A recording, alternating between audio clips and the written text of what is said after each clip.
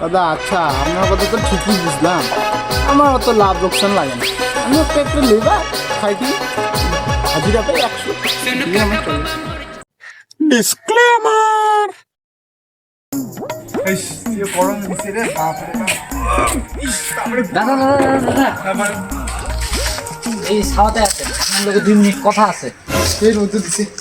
কথার মধ্যে কথা হলো, আমি হলো স্বাস্থ্য বীমা কেন্দ্র থেকে আইছি। আচ্ছা ঠিক আছে। তো আপনার হলো কথা আছে যে আপনি যে এই এত রোদ্রুর মধ্যে কাম করতেছেন, আপনার বেটা বেটি কলম দেখবে না, এই স্বাস্থ্য বীমা কেন্দ্র দেখবে।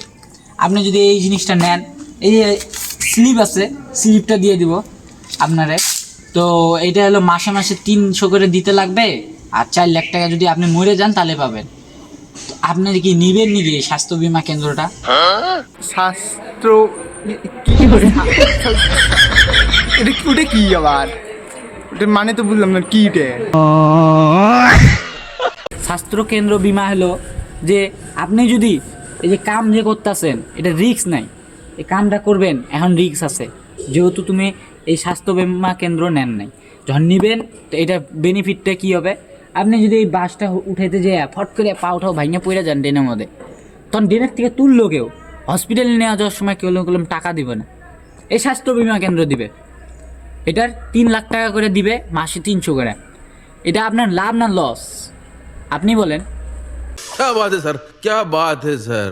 দাদা আচ্ছা, আপনার কথা তো ঠিকই বুঝলাম, আমার অত লাভ লোকসান লাগে না।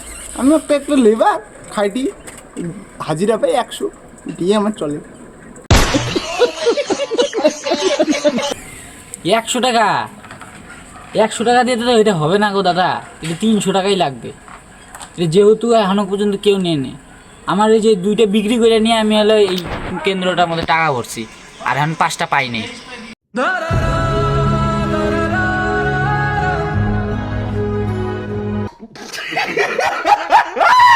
দাদা আমি ওগুলো ডিমা ঠিবা নিব না, আমি এমনি কাম করতে দেয়, আমার হাজিরা কম। আপনি যান, বাড়ি যান। থেস, যে এনে যায় ওই জায়গায় বিমা নিব না বলে, তাহলে আমার দিন পার চলবো কেমন? কে এখন কি আমি সবজির বিজনেস করবো নাকি? সবজির মধ্যে বিমা লাগাবো নাকি? লাস্টে 3টা 4টা 5টা চাইছে, আমি 3টা ধরলাম, এখন 3টার মধ্যে আর খুঁজবো না। রেশমা দো স্যার, আমি সাইডা দিন বিমার কাম।